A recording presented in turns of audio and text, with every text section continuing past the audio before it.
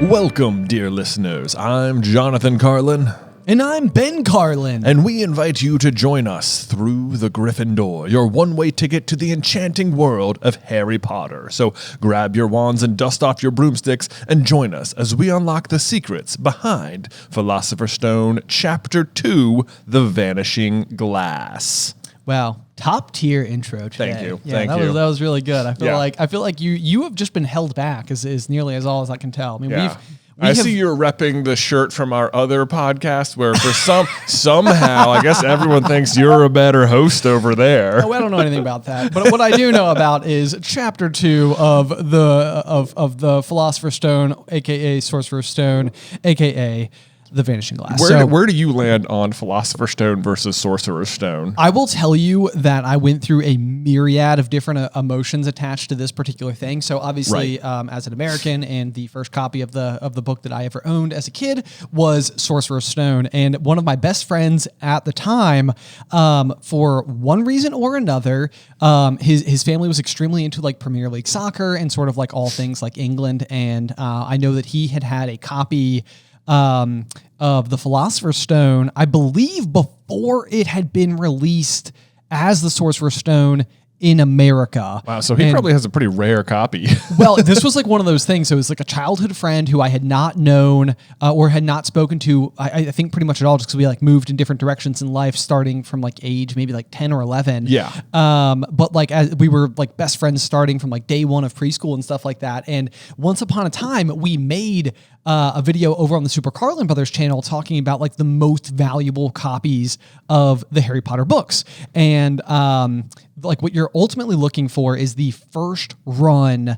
What is it? The ISBN number? It's like on the inner cover there. I'd have to go back and look at all the specific ways in which you tell which run and which edition a book is. But you want first run, first edition UK. Yes, exactly. And as we were like making that video and sort of like reviewing what those ISBN numbers were, I was like, goodness gracious, like this childhood friend very well might have like a very valuable copy of the book. And so like on a whim, I had like gone off to Facebook. I don't even know if we were friends on Facebook. And so like I found him, added him, and like immediately sent him a message. And I was like, hey, wild story, but like we're making this video. And I remember you had this book.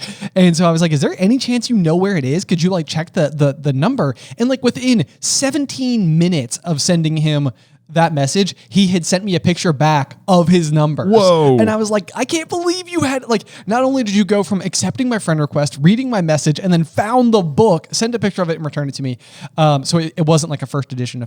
Bummer. But it was like one of those points of contention, I think, because he read the UK edition. And so he had a Shant book. He had a Shant book, yeah. And he referred to it as the Philosopher's Stone. And it was always one of those things very early on where it was like, okay, it's Sorcerer's Stone. All right. Like, okay, all right. So I think I had a chip on my shoulder for a really long time. And then we mentioned in the last episode about how we went to the British Library, the History of Magic exhibit, and sort of like delved really further deep into the history of the true blue, like, Philosopher's Stone throughout actual, human history. And I think from that point on, I was always like, Philosopher's Stone. Okay, Philosopher's Stone's like the real, like there is like in history, there was a Philosopher's Stone people actually tried to make. The Sorcerer's Stone is a complete fabrication. It means nothing. It means nothing. And largely what it comes down to is like, I believe that the publishers thought that American like buyers might be more open to the term sorcerer than philosopher. Like it seemed more magical to, I guess, or the perception at least was that was the case.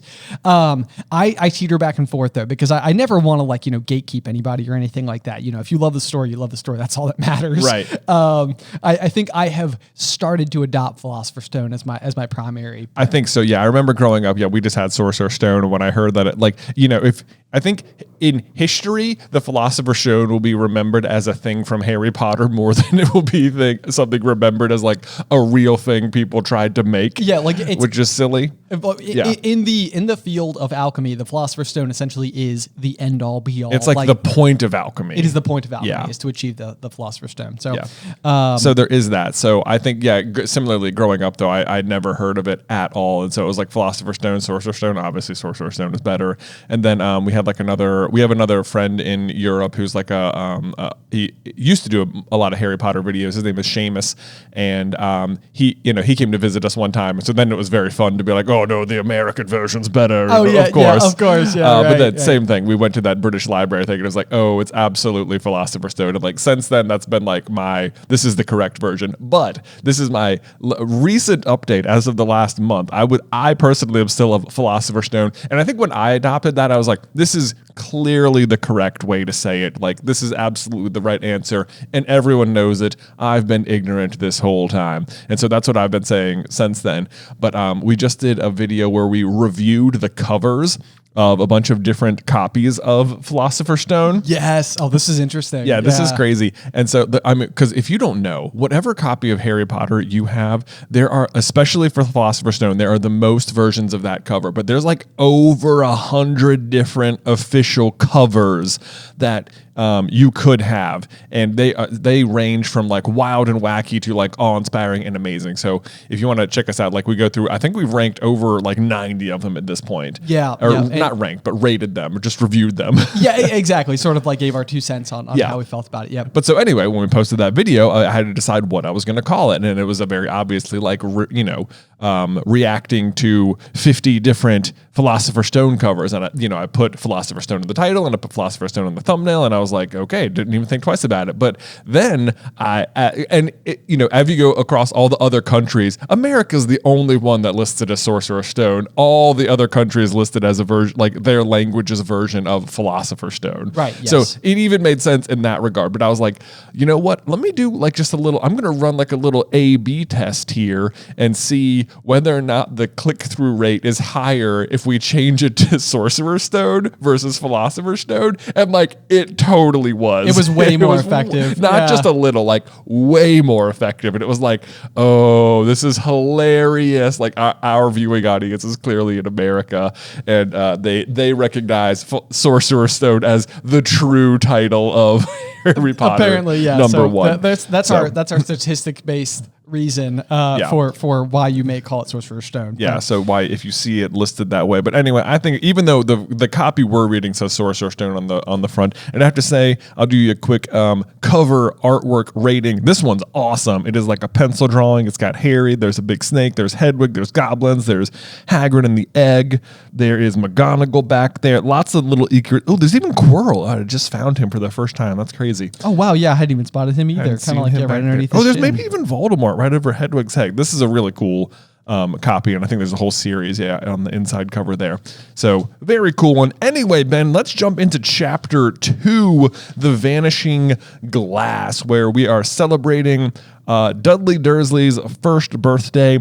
It starts out. This is actually. I'm going to start out right away at the really cool fun fact. Okay, yeah, lay it on. Okay, so the first 3 words is just nearly 10 years had passed since the Dursleys had woken up to find their nephew on their front step. Okay, the phrase "nearly 10 years" immediately like reminded me of this amazing fact that is true, just true about Harry Potter. So, Harry's parents are attacked on October 1st.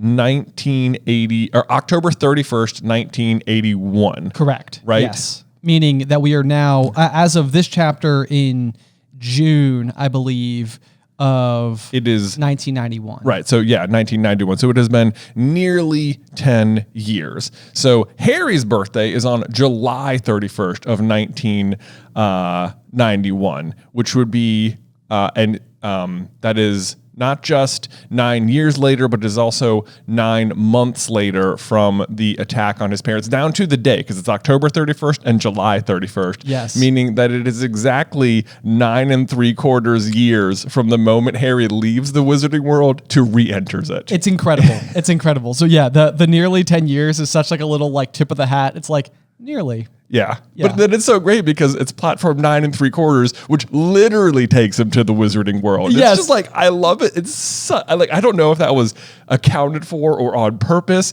It feels like no, because it's just like because Halloween feels like a specific date, and July 31st is the author's birthday as well. Yes. So yes, it's like that. yeah. Those don't feel, it just feels like it worked out perfectly. I know. Yeah. Yeah. But I mean, it's amazing that it literally is coming down to actually the day itself. Yeah. But I guess technically at this point in time, that is really the distance of time since Hagrid himself has last seen. It is the Harry. exact amount of time from Hagrid to Yes. Hagrid in Harry's life, But which is so instead, fun. I think that That's a chapter ahead. That's a We're chapter getting ahead of ahead, yeah. ourselves here. This is the Vanishing Glass. It's Dudley's birthday right now, June 23rd. Yes, indeed. And this chapter, I think, is really, it's kind of all about, I think, giving you a really strong sense of just how difficult this decade has been for Harry. Like, you're getting a really good feel. I mean, right away you learn that, like, he sleeps in the cupboard underneath the stairs in that cupboard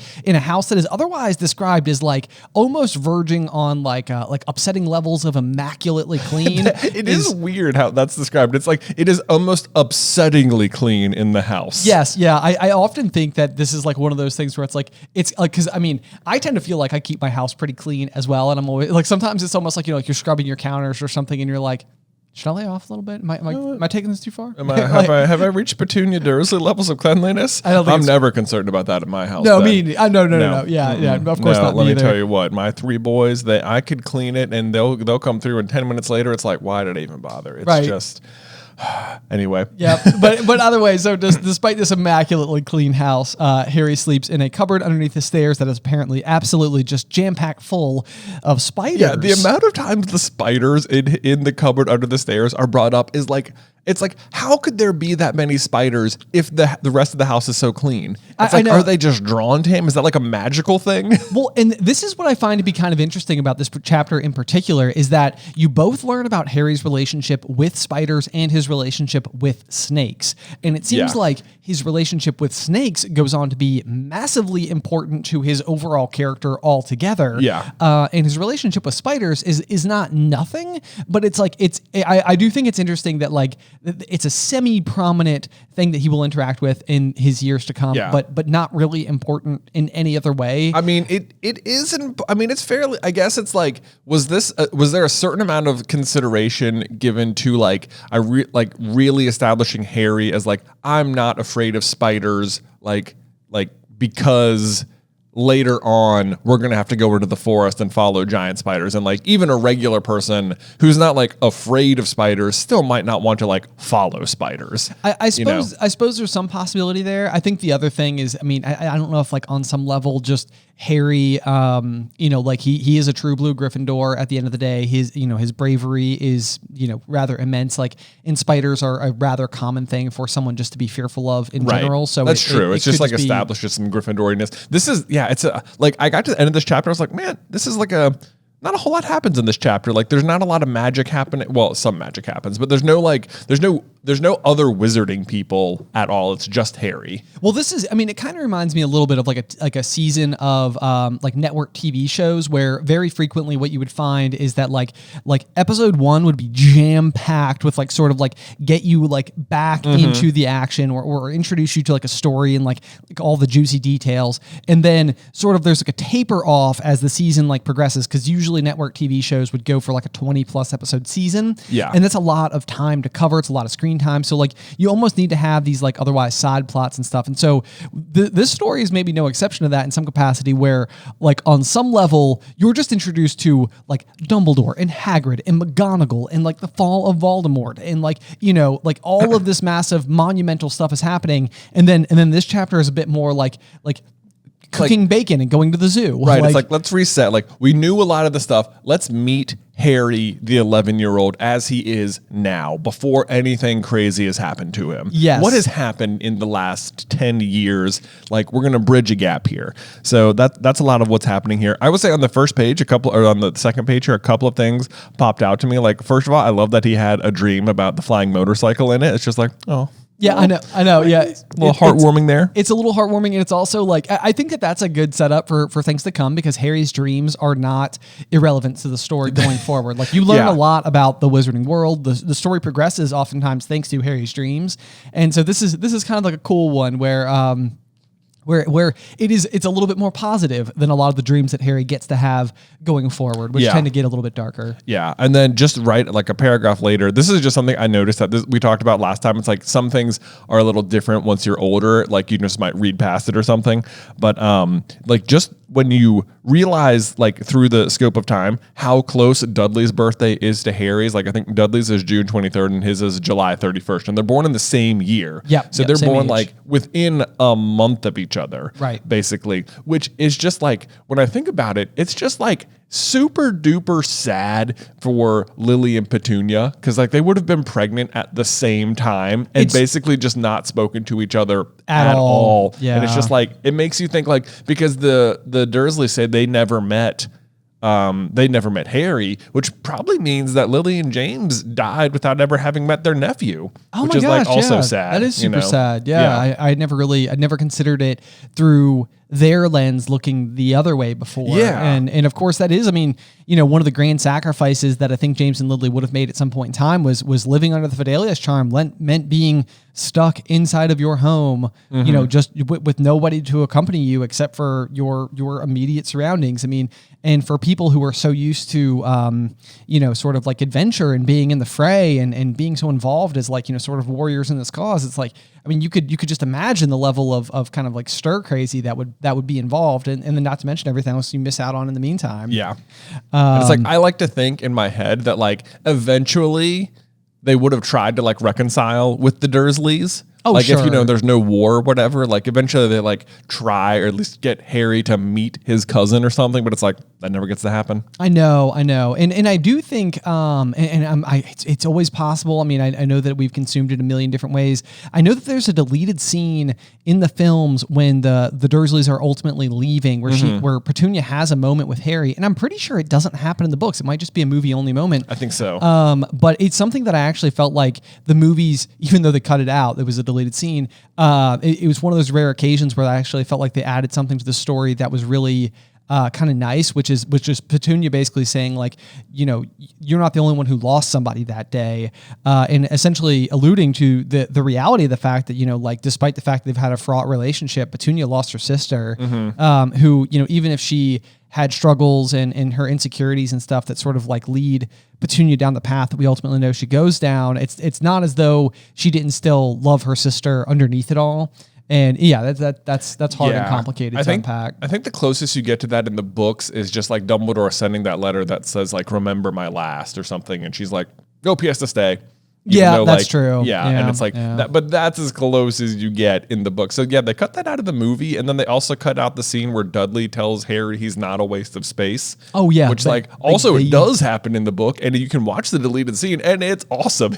It's a great moment. It's like why didn't you leave this in? This was great. I know. I have this feeling in such a big way about a lot of the characters. And I'm sure we'll get to Draco a lot as well. But with Dudley in particular, it's one of those things where, especially as I've gotten older, as a kid, I knew kids like Dudley, and I mean, it was frustrating, and you didn't want Dudley to win, and all the rest. And as you get older and you reflect a little bit on like sometimes as a kid, what are you supposed to do other than parrot your parents' beliefs? It's like as an 11-year-old, it's like you haven't really been given enough freedom in life to think independently from everything you've ever seen or like experienced, which is your upbringing and views and perspectives of your parents.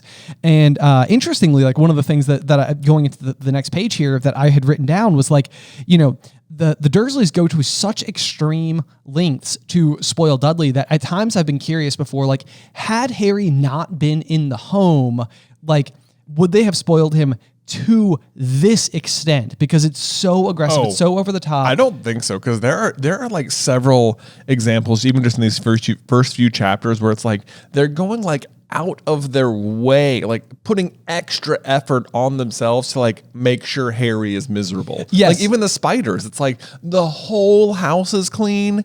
Like clearly you care about it, but there's still spiders under the stairs. Yeah. Like, so sometimes I think like what they're really doing is not spoiling Dudley so much as trying to demonstrate their active neglect of Harry. Right. Like yeah, look, we bought Harry, or we bought Dudley, when he gets to the zoo. It's almost an oxymoron, active neglect, because it's like it'd be better if you just just neglected him. Yes, yes. What that being said, one thing I have read about the Dursleys before is almost this idea that and this is the barest minimum, and I would barely even call it like an accolade, but they do not pretend to love Harry. So like I don't think that, and maybe this is. Again, I mean, it's hard to call it a gift, but like maybe this is like one of those things where it's like Harry doesn't have the wrong idea about what love looks like. He's just never experienced it prior, right. Throughout his entire lifetime with the Dursleys. So at least on some level, he's not led to believe like Rapunzel under Mother Gothel's care, in Tangled or something. Oh, right. She thinks this is what love looks like, and it's like that's just gaslighting. That's just nope. Yeah. So anyway, not to get too off brand here, but anyway, yeah, so the rest of this chapter has really like the entire journey to the zoo, a lot of sort of demonstrating how spoiled Dudley is. We, of course, have the whole, like, how many are there? 36, count them myself. Yes. And that's always been one of, like, the most quotable lines in my mind from the movies that has just simply ever existed. We have the very, very, very brief introduction to Piers Polkis, who we spoke a little bit about in last week's episode, but who at one point in time you actually wrote a rap about.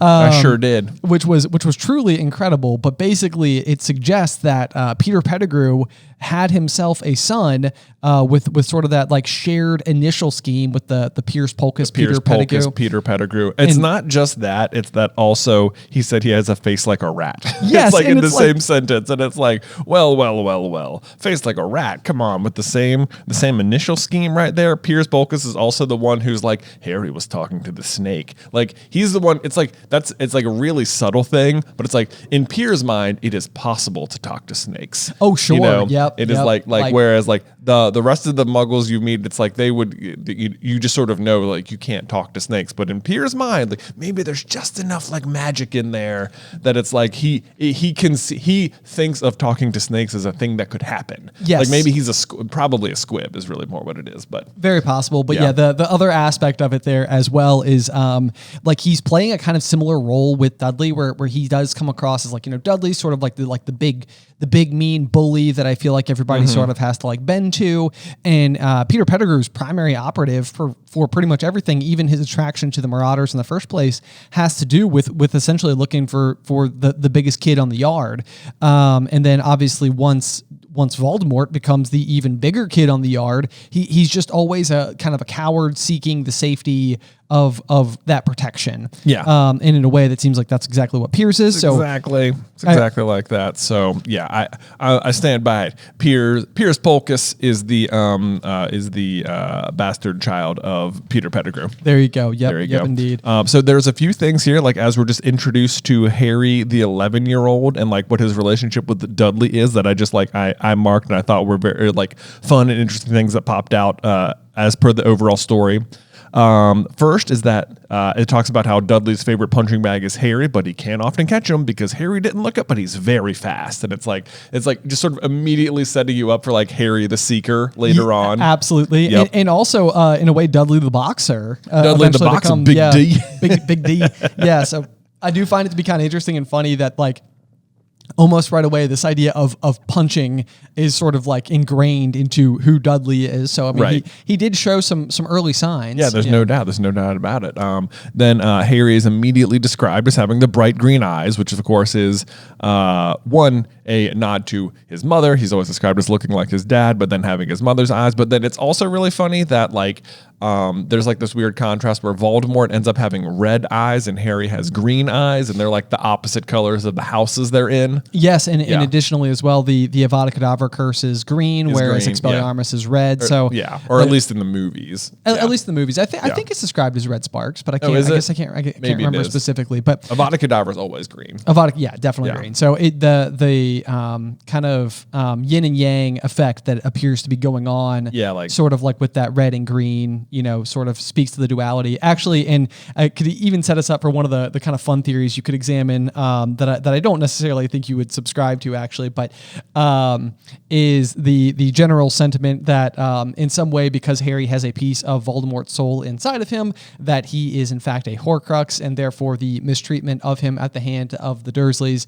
is much more a la Ron wearing Slytherin's locket in, you know, Deathly Hallows and like the presence. But this is it's kind of one of those where it's like the Dursleys make it pretty clear pretty early before Harry's even there that this is not their kind of people. They are not for it. We also know that Petunia has a very strong history with her sister. Like, her own sense of insecurity is what's driving a lot of her hatred towards Harry. And it's also, it's kind of like one of those theories where, like, when you first hear it, you're like, oh, that's interesting. And then it's also like, it kind of feels like you're victim blaming a tad bit as well. You're like making excuses for the Dursleys, and it's like, nah. Yeah, you don't need to make excuses for the Dursleys. You need to make excuses for the Dursleys right there. They also talk about how, like, they keep cutting Harry's hair because it's always like so messy, but it makes no difference. His hair always grows back. And it always grows that way. And I think that's really funny. It's like that his hair doesn't just always grow back, it always grows back messy. Yes, yeah. It's like, which is like there's a certain overall, as you continue to experience more and more of the wizarding world, there's this like underlying messaging that, like, you know, a little bit of rule breaking, like magic is just sort of like messy by nature. Like, if you're really into magic and you're doing magic right, it's like a little bit messy and it's a little rule breaky and it's a little like not perfect and ordered. It's a little jumbled and stuff. And I think like, it's like, yeah, the magic could just fix Harry's hair, but it's like, it is not just out of place. It's like magically out of place. Yes, you know? Absolutely. And I think it's funny too, because I mean, you eventually do learn that like a huge reason why Harry has such an inheritance from his family has something that stems directly back to his like genetic predisposition to have this particularly messy hair. Yes, the Sleek Easy hair potion. Yeah, the Sleek Easy hair potion is it's a little bit of additional reading outside of the universe, but you do eventually learn that the inventor of that is one of Harry's forefathers, and that's why he's so rich. That's where the family wealth comes from. And yet Harry does not ever apparently use the potion. He doesn't seem to whatsoever. No. Yeah, it has no knowledge whatsoever that this is something he would have a relationship with.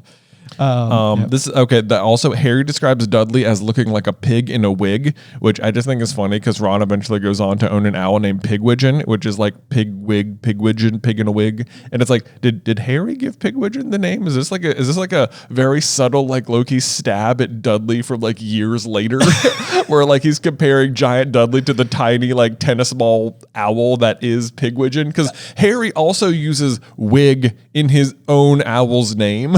That's true. That's true. Pigwidgeon, head wig, pig in a wig. I don't know. Maybe there's something there. No, yeah, I gotcha. I mean, it seems like Pigwidgeon and Dudley are about as far apart from one another as they possibly could be. Absolutely, they are.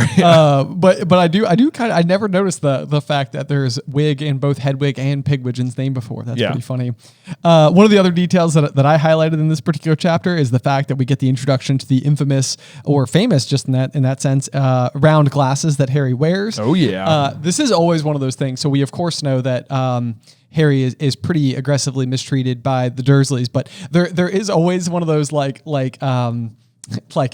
at some point in time they had to take him to the eye doctor, right? You know, and almost certainly, they did. Yeah, and they did, and so like I've even thought before, like, you know, as time has gone on, you know, like probably even had to go more than once. Like even after Harry started like attending Hogwarts, it feels like at some point over the summer he probably needed to like go back and have his eyes checked again. Like surely he from age 11 till 17 he's not wearing the same pair of glasses. Oh, right. Like he probably needs a bigger pair at some point. Yeah. You're right. Do you think he's doing it over the summer? Right. Yeah. It's like maybe he goes back he has to go back to the Dursleys for, you know, of course the ancient magic protection that keeps him safe there, and new glasses. Yeah. And to visit the actual Muggle eye doctor. Yeah. Yeah, for sure. That's in there as well. Let's see. We get introduced sort of to Aunt Marge here. Like she's referenced in the last one, and this time she's given a name as someone who gave it Dudley. It's crazy how quickly she's introduced, and like she just feels like an off-page character, and then she actually shows up in Prisoner of Azkaban to be the worst. Yes, she is. I mean, I think Aunt Marge is right up there with, eventually Dolores Umbridge. In that, very like, comparable. Just like a truly terrible person. But like we've said this on so many occasions before. But like Voldemort is evil in this sort of like storybook evil sense. But then like Umbridge is a teacher you've just had before. Yeah. Aunt Marge is just a disapproving relative you've had. Like right. These are just mean. Like this is not like an otherworldly. It's not a magical kind of evil. This is like a down to earth, real, like kind of person you might just encounter, or like almost inevitably. So yeah, it is interesting again because we get Sirius Black in chapter 1, Aunt Marge in chapter 2, and both of those characters are very prominent in the beginning of Prisoner of Azkaban. 2 books ahead. Let's see. Yeah, we also get Mrs. Fig. Yes. Introduced here, and this is interesting. It says, "Bad news, Vernon." She said, "Mrs. Fig's broken her leg," and it's like, and then there's later down in the paragraph it says, "Now what?" said Aunt Petunia, looking furiously at Harry as though he'd planned this. And I'm always like this is one of those like. Now, obviously, Harry didn't do anything to Mrs. Fig, but we know that Mrs. Fig is a member of the Order of the Phoenix and a squib who lives across the street, and it's like. Did Dumbledore plan this? Did Dumbledore want this to happen? Because this is like one of those like Dumbledore's big plan. Like Dumbledore knows about the prophecy like since before the attack on the Potters. Yeah, and like he already knows Harry's gonna have to be the one. So it's like he begins pulling the strings on Harry's life like way earlier than you might realize. And it's like, did Dumbledore like want Harry to go to the zoo because he knew that Harry would then see a snake, and like did he have some idea like is there any of that happening here? There's maybe I mean book 1 in particular has a lot of signs that suggest that what Dumbledore is truly doing the whole time is trying to guide Harry and give him the necessary ingredients, and even Harry will eventually say in like towards the end of the story, but like that he feels as though Dumbledore like thought that he deserved to go at Voldemort if he so desired, and then of course all the obstacles that are in the way are all things that Harry happened to learn that year. Look at these challenges set up perfectly for Harry, Ron, and Hermione. What are the odds? Right, oh my god! Here's the real giveaway that Mrs. Fig's leg breaking, quote unquote, isn't real or is staged or not real. Okay, right? Because Mrs. Fig is genuinely a part of the Order of the Phoenix, and she knows Dumbledore, and she lives where she lives because Harry lives there. Yes. Right? Yeah, very intentionally. Yep. The cats she raises, this is like a little more like out of extra universe reading, but they're actually half Kneasel, so she's actually breeding magical creatures. Yep. But here's the thing.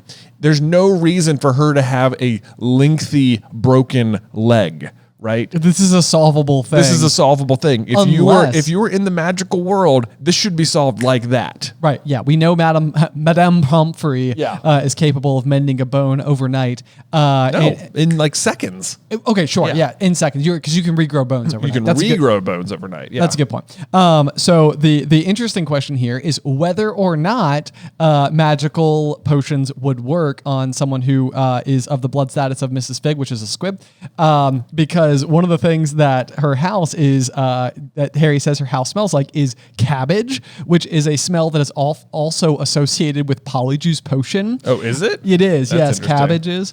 And so that's like one of those interesting ones where it's like, it's almost curious or you almost wonder, like, is there a chance that there is like a brew of Polyjuice Potion inside of Mrs. Fig's house all the time? Because we eventually learn that Mrs. Fig like has to make Harry stays over at her house uncomfortable because otherwise the Dursleys never would like let Harry go and stay there. Yeah, if he thought he was enjoying it, yeah. Right. So it's like Mrs. Fig is like, I understand I made it miserable for you. Like, and I'm sorry about that. Like this was like part of like what I had to do. Mm-hmm. But it does make you wonder, like, is anything that's ever happening, like is Mrs. Fig's like job like to basically like go and monitor and watch, Harry at all times, mm-hmm. like, and like maybe that cabbage smell is just a big pot of Polyjuice that's always that'd be hilarious. Always on. But brew. Like even that, it is curious whether or not potions would work on Muggles. But actually, I think they would. Because the idea, at least Dumbledore's theory, whether or not he's correct in his theory is that Majorca uses a love potion on Tom Riddle. Wow.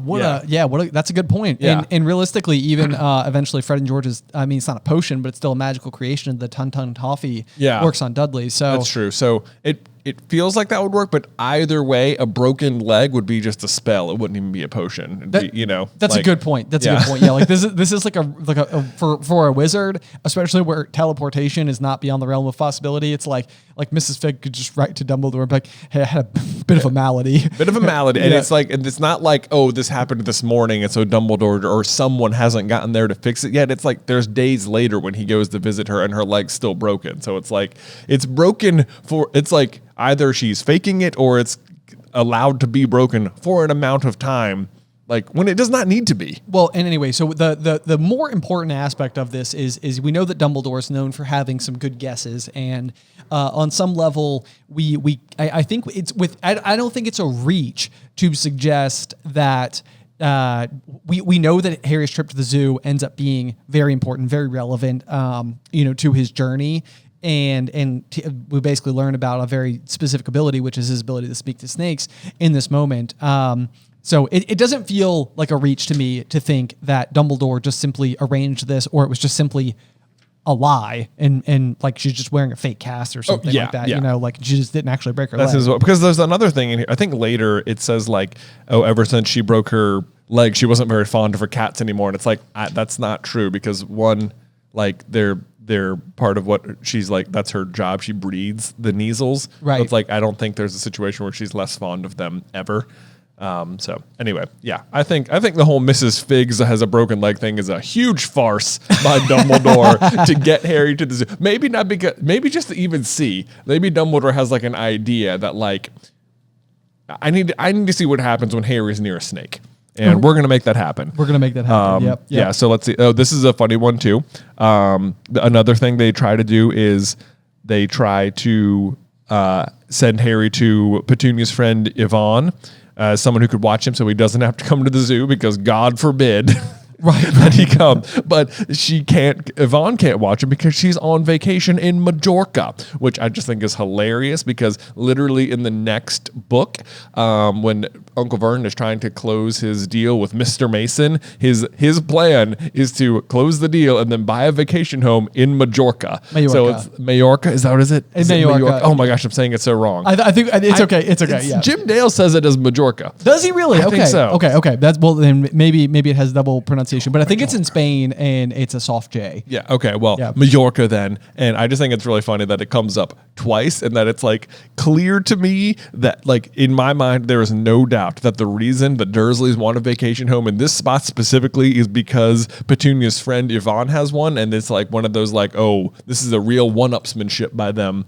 It feels like. They're like, you have a vacation home in Majorca? Well, guess what? Move over. We're getting one, and it's also going to have a pizza oven. So, keeping up with the Joneses. That's right. Keeping up with the Yvonnes. No, that's hilarious. Anyway, although I literally highlighted Yvonne's name and just wrote trivia, and was like, this is like one of those questions where if it came up and it was sort of like, can you name Petunia's friend who's on vacation in Majorca and therefore cannot watch Harry? I'd be like, nope. Well, now we can. Now we know the real reason they want a vacation home there is because Yvonne does. Because Yvonne. Yep. There we go. Okay. There we go. Let's see here. The next big thing.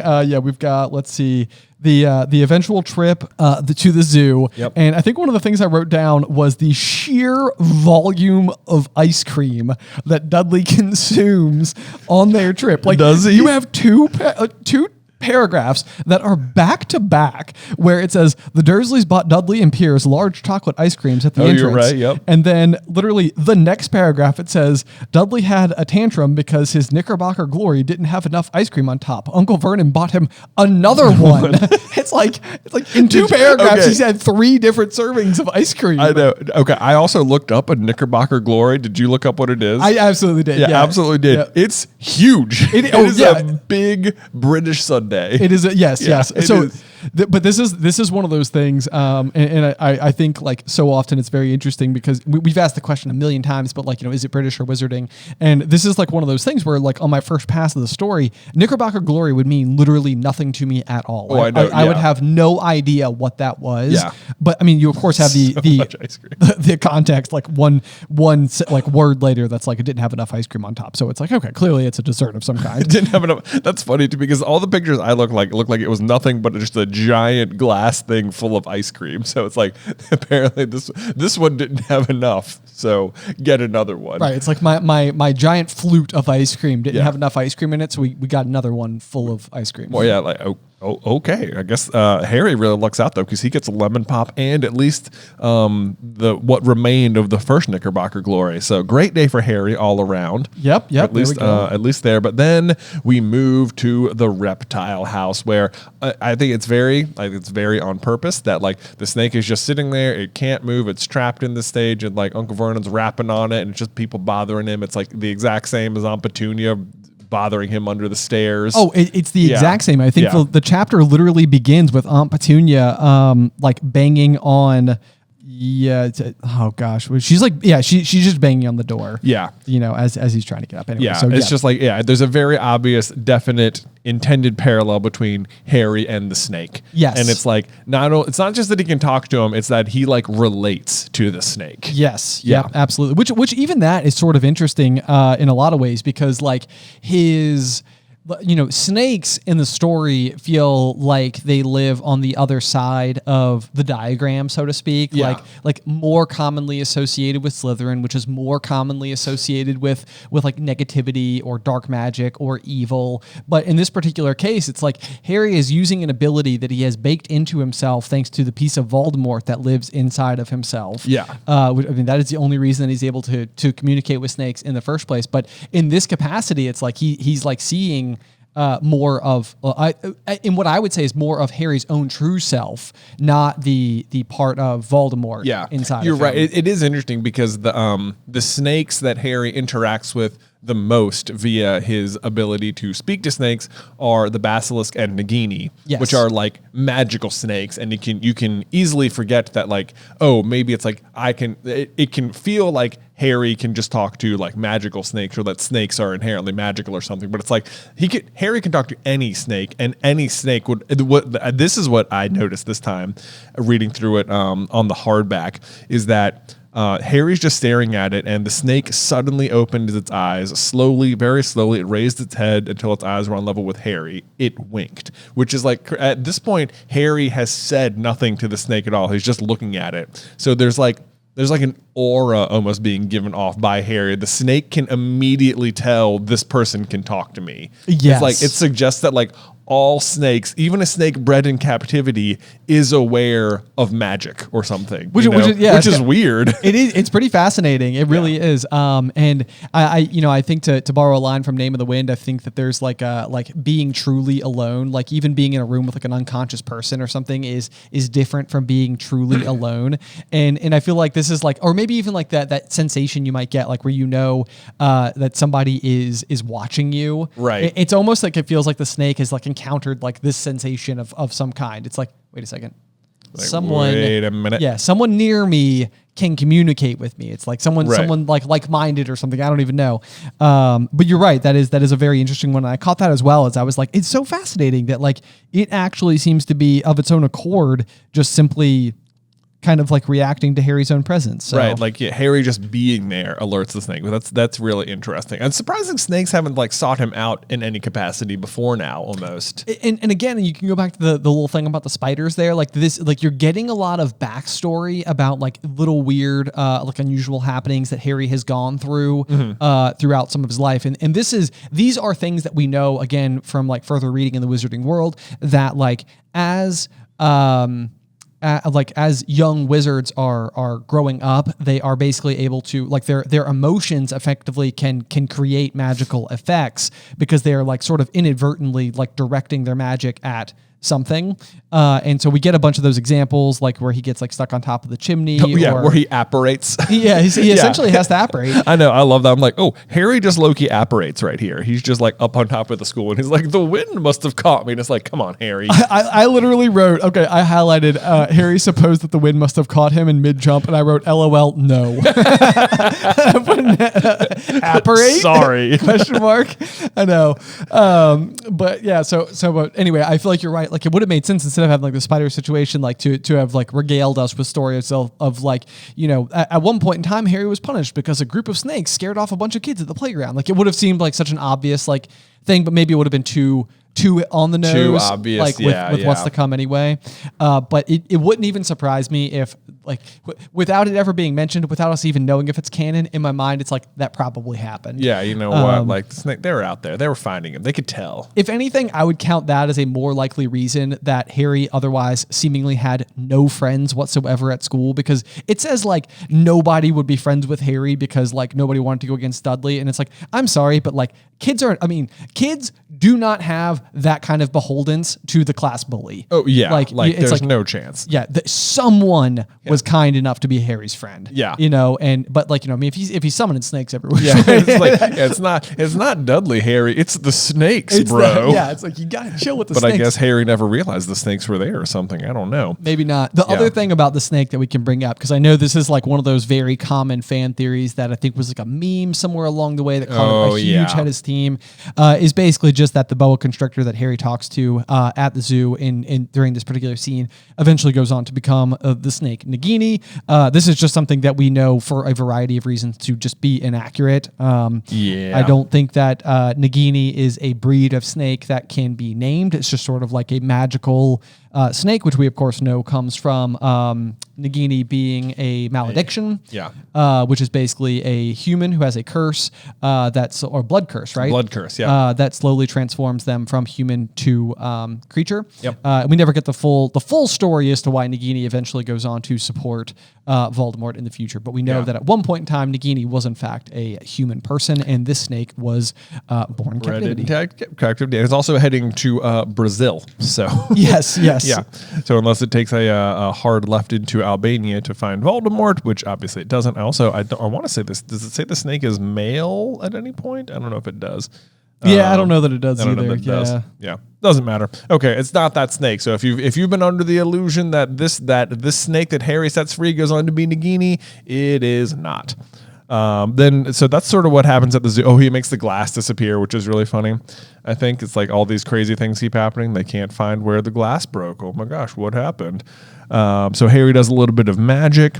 But then the last page of the chapter here has him talking about how whenever they're out, like strange strangers seem to recognize him, like people in violet top hats and in emerald robes and purple. Like I noticed in the first couple of chapters, whenever like the Dursleys or Harry see witches and wizards on the street in the wild, they're almost always wearing purple or green, which is just like random. I don't know if those just seem like the most non-Muggle colors or something. That is very interesting. I mean, this is like one of those things where very, very, very little to go off of, but the bald man in a very long purple coat does seem to fit Kingsley Shacklebolt.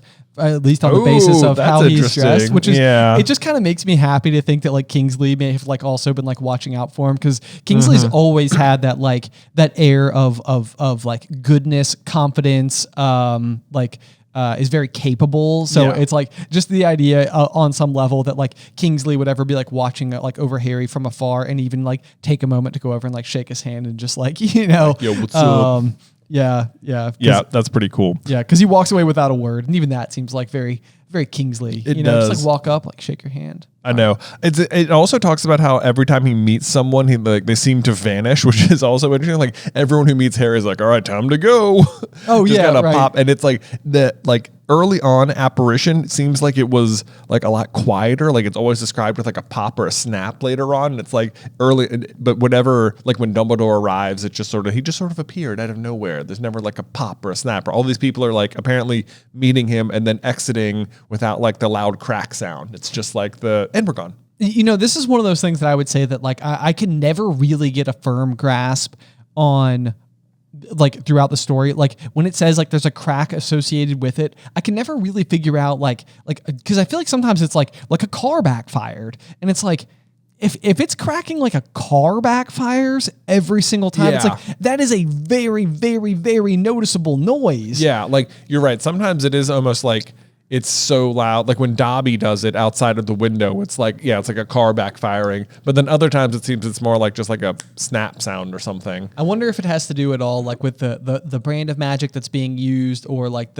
how capable the wizard in question is or something. We'll have to keep our eye to the ground to see if there's like any consistency whatsoever, because eventually we'll see in like Order of the Phoenix that like Fred and George are apparating like into the room, and surely that's the kind of thing that like if Molly was hearing them like crack from one level to another, she'd be like, yeah, no good. Yeah, she would say something about it. Yeah, she would say something about it. But it does seem like they would be the kind of apparators who would like really try and have a loud crack. Like, boom! It's like, I am here.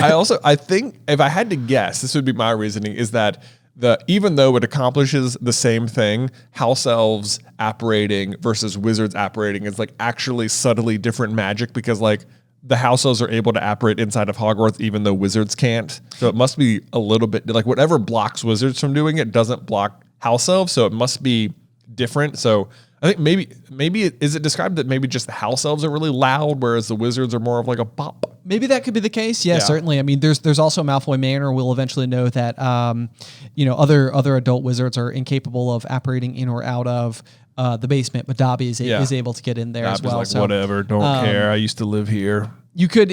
I wonder. I mean, speaking to like the subtlety of the magic. I mean, again, I think it's probably different brands altogether, but.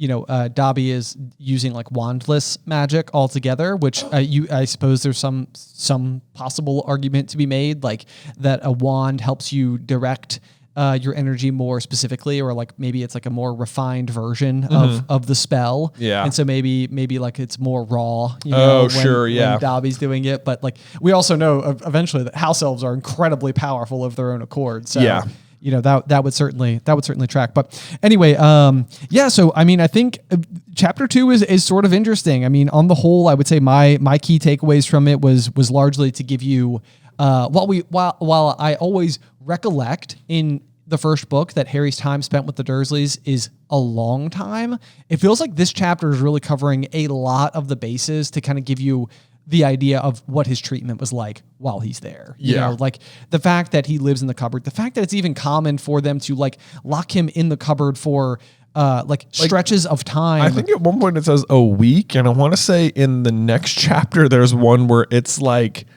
a month or something.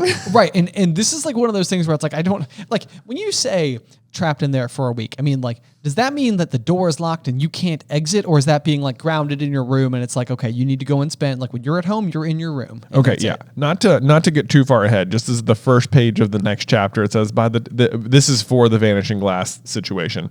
It says, by the time he was allowed out of his cupboard again, the summer holidays had started, for reference, again, Dudley's birthday is June 23rd, right? And I was looking up when do summer holidays start and school end in like UK, and it's mid-July, which also tracks for like how close the next chapter is to like Harry's birthday, which is at the end of July. July 31st. July 31st. So it's like if he was in there from June 23rd till mid-July, that is absolute crazy levels of abuse. Oh, yes. Just nonsense. Like that is horrible. Like Harry should be so much more messed up. Oh, yes. Yeah. No, I mean the fact that he comes out the other side, like, I mean, I don't know. It's just, I mean, he's been through a lot. It is not a good life. It also means like in some capacity, he was just kept out of school for like almost a month, basically. Like it seems like the Dursleys should have been called out on that. It makes